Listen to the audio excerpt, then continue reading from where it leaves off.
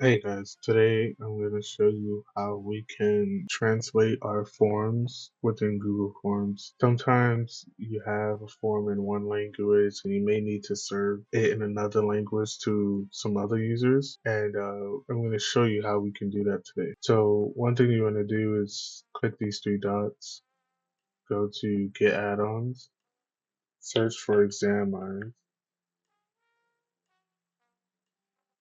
Already have it installed, but once you go through the install process and accept all the permissions, you go back to your form, you click this little puzzle icon here, you find Examize, and you open the app.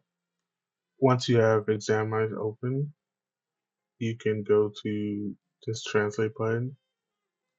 Currently my form is in English, but if it was in another language, you would choose the language that your form is currently in. And these your two language. For me, I'm gonna choose Spanish and just hit translate. Now we have the translations, you can review it and it even translates all the options and you could do apply translations. And you can see that your form is updated and everything is now translating to this specific language.